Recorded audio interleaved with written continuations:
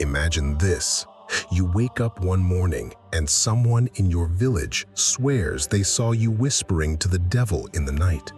By sunset, the whispers have turned into accusations, and by tomorrow, you could be chained, tortured, and dragged before a court with only one possible ending: the fire. This was the reality of the witch trials, a time when fear spread like wildfire, when neighbors turned on neighbors, and when superstition became law. From the bloody hunts of Germany to the eerie trials of Pendle to the infamous flames of Salem, history is filled with stories of men and women accused of impossible crimes, forced into confessions, and punished for sins they never committed. In this video, we'll uncover how it all began, the role of the church, the deadly influence of the Malleus Maleficarum, and the hysteria that gripped entire towns. We'll revisit the most infamous trials, witness the cruelty of torture chambers, and trace how this wave of terror finally ended, leaving behind a legacy that still haunts us today. Because the witch trials weren't just about witches, they were about fear, power, and the dark side of human belief. But where did it all begin? The witch trials didn't suddenly appear out of nowhere. Their roots stretch back to the shadows of medieval Europe, to a time when disease, famine, and war haunted the everyday lives of ordinary people. When the plague wiped out nearly half of Europe's population, when harvests failed, when storms destroyed crops, people searched desperately for someone to blame. And in the quiet whispers of superstition, the answer emerged: witches. The church played a central role in shaping these fears. For centuries, official doctrine downplayed the idea of witchcraft, calling it superstition or the work of imagination. But slowly, things began to shift. By the 13th and 14th centuries, the church's growing obsession with heresy and the devil transformed witches into harmless village healers, into servants of Satan himself. Superstition fed this fire. A black cat darting across your path, a neighbor's milk curdling overnight, a child falling ill without warning. To the fearful mind, these weren't accidents. They were signs of dark magic. And then politics poured fuel on the flames. Powerful rulers and religious leaders discovered that accusing witches wasn't just about faith, it was about control. Trials became tools of authority, a way to silence dissenters, terrify communities, and consolidate power. The stage was set. A dangerous blend of fear, faith, and politics had created the perfect storm, and soon it would erupt into one of the bloodiest hunts in history, where no village, no family, and no woman or man was truly safe. And once the storm began, it spread across centuries and continents, leaving behind some of the most infamous witch trials in history. Perhaps the most famous of them all, the Salem witch trials of 1692. In a small Puritan town in Massachusetts, fear twisted into hysteria. It began with a group of young girls who claimed they were tormented by invisible forces. They screamed, convulsed, and pointed trembling fingers at neighbors, accusing them of witchcraft. What started as a whisper of suspicion turned into a tidal wave of paranoia. Courts were filled with testimonies of spectral evidence, visions, dreams, even the word of children treated as undeniable truth. Within months, more than 200 people were accused. 19 were hanged. One man, Giles Corey, was pressed to death under heavy stones for refusing to confess.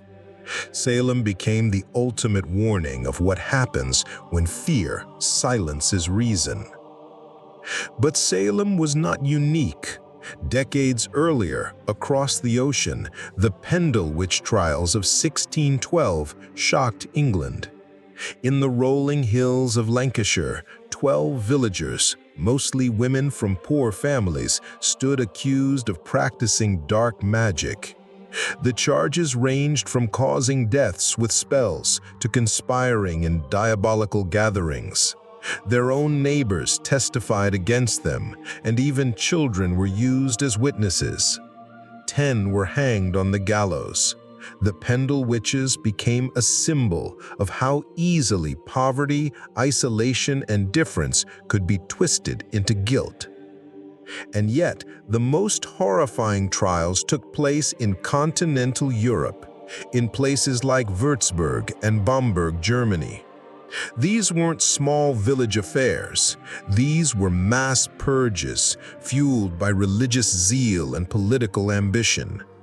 In Würzburg, over 900 people were executed, including nobles, priests, and even children as young as 9.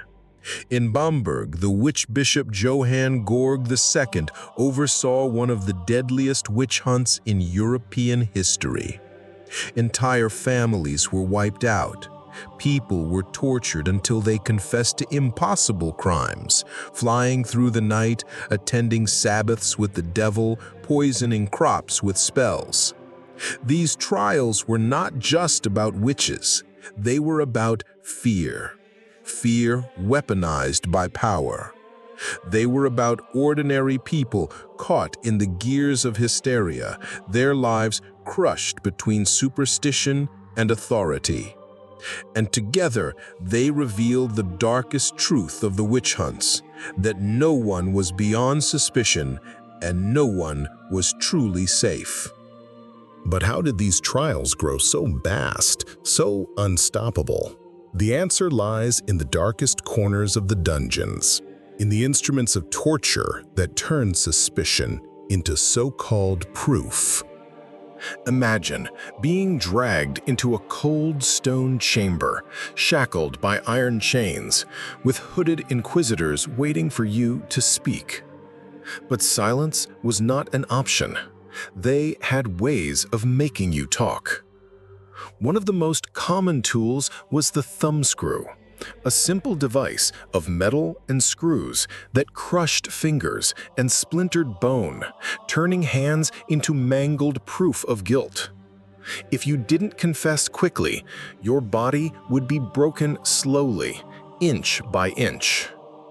The rack was another, a wooden frame where the accused was tied, limbs stretched tighter and tighter until joints dislocated, ligaments tore, and bones snapped. Each scream, each plea for mercy was recorded not as pain, but as evidence of consorting with the devil.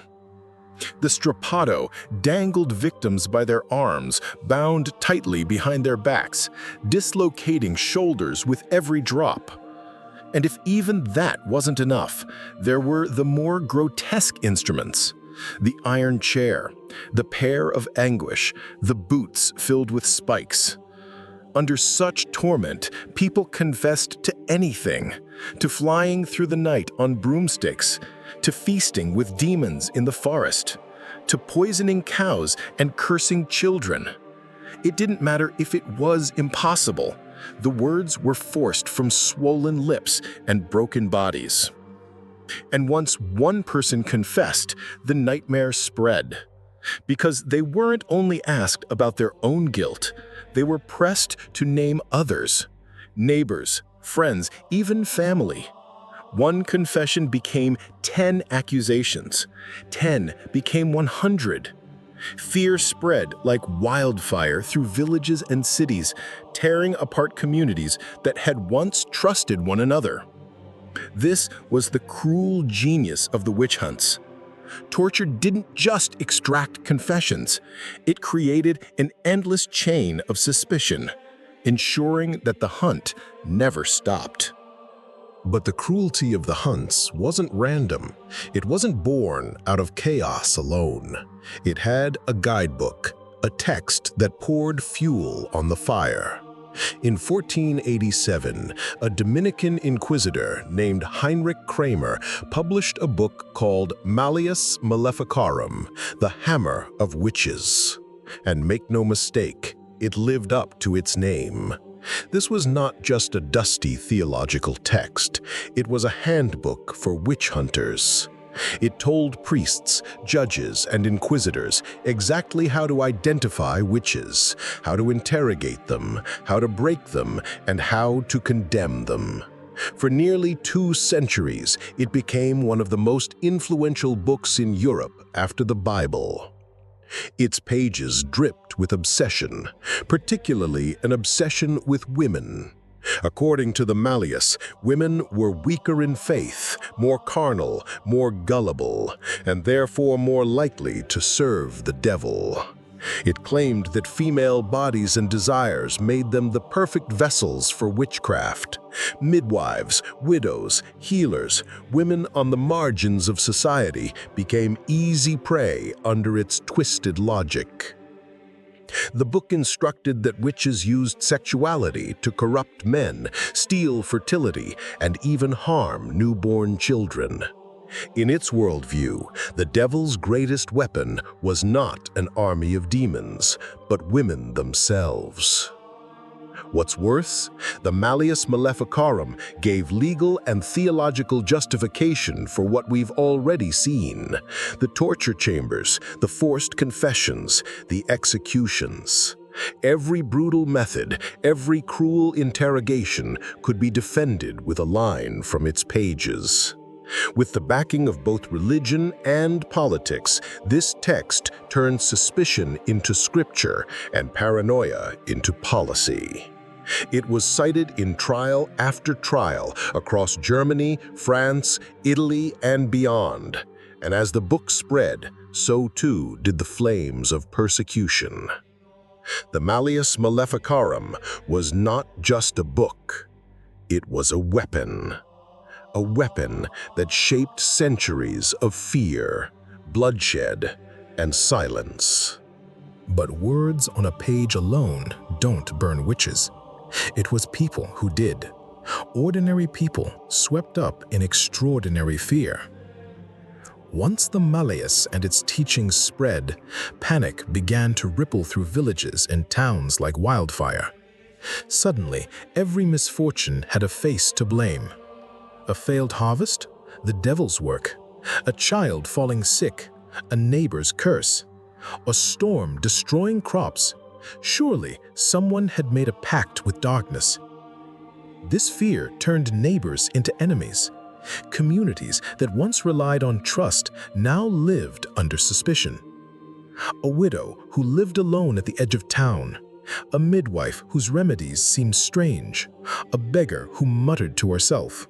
All became targets. One whisper, one argument, one unlucky glance was enough to spark an accusation. The fear was contagious. If one person was accused, others rushed to accuse someone else, often just to protect themselves. And so, accusation bred accusation, until entire villages drowned in paranoia.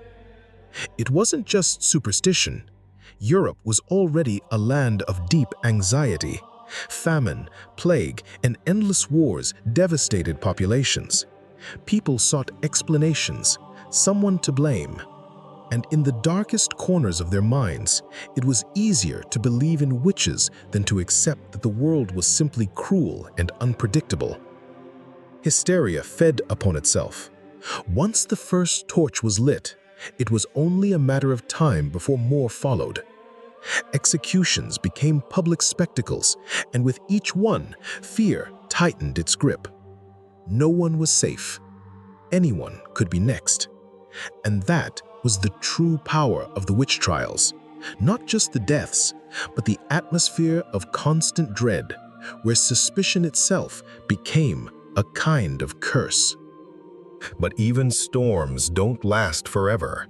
And just as Europe had been consumed by fear, so too would that fear begin to unravel. By the late 17th and early 18th centuries, the world was changing. The Enlightenment swept across Europe like a new dawn, carrying with it the ideas of reason, science, and skepticism. The printing press spread not only fear, but also knowledge. Scholars, philosophers, and even judges began to ask hard questions. Where was the evidence? Could spectral visions or coerced confessions really prove guilt? The rise of science played its role too. Diseases once blamed on curses began to be explained through medicine. Crop failures that were thought to be spells were instead understood as weather, soil, or pests. The mysteries that witches once filled were slowly being unraveled by rational thought. And with skepticism came a shift in law. Courts grew reluctant to accept confessions obtained under torture.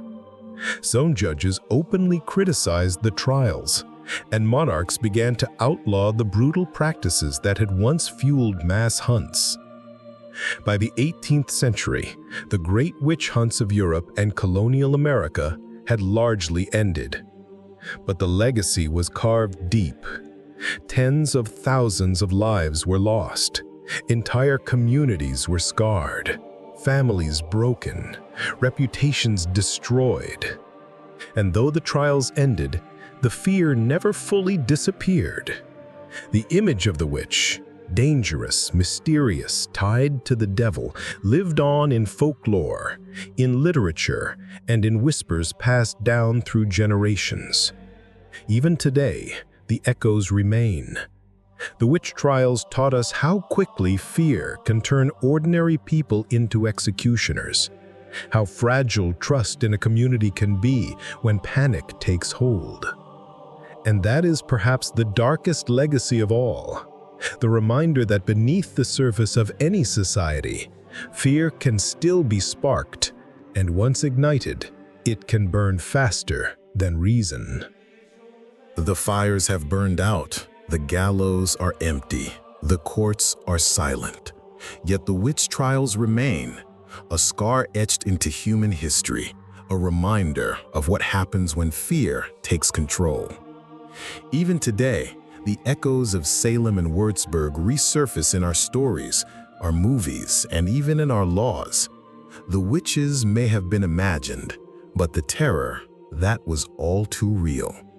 But now, I want to hear from you. If you lived in those times, do you think you would have been the accuser or the accused?